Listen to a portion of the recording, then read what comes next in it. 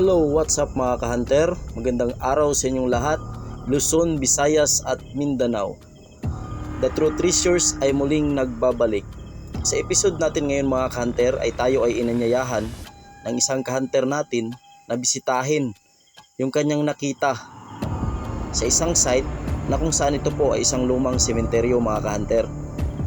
So backtracking tayo mga ka-hunter, ayon sa history ng lugar na ito, ang sementeryo na ito ay existing na sa panahon pa ng mga Kastila hanggang sa panahon ng Hapon, hanggang sa kasalukuyan mga ka-hunter.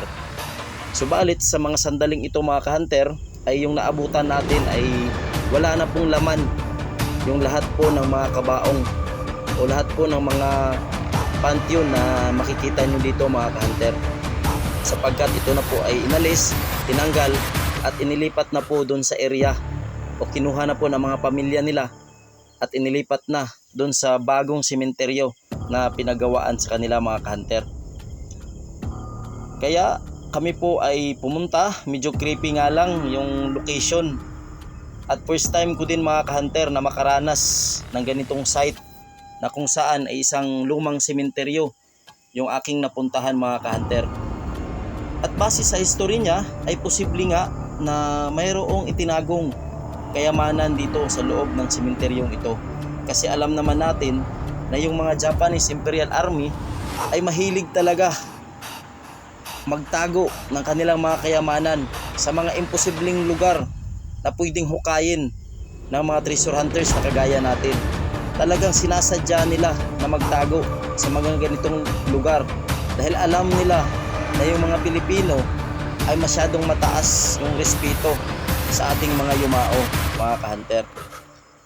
So andito na nga kami sa site at ito na nga, binaba ko na at tiningnan yung nakita nila para kumpirmahin, kasi ang ginawa ko lang dito mga ka-hunter ay hindi talaga kami magkakandak ng full operation.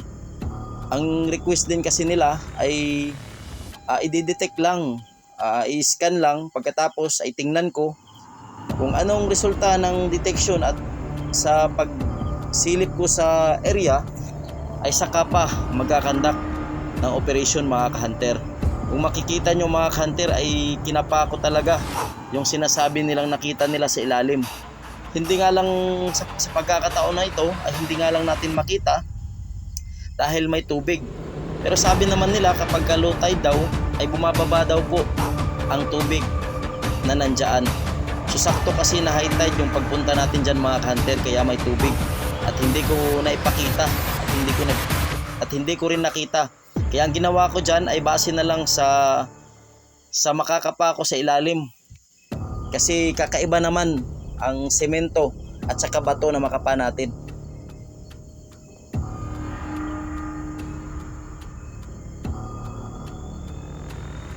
At sa punto na yan ay talagang naramdaman ko at napansin ko na yung sinasabi nilang semento mga ka-hunter ay napakakinis nga naman talaga. At meron akong napansin na parang may mga nakatatak na engrave mark. May mga engrave siya na mga marka na nakatatak mga ka-hunter. Kaya ang gagawin namin dito ay possible ay babalikan namin ito mga ka-hunter.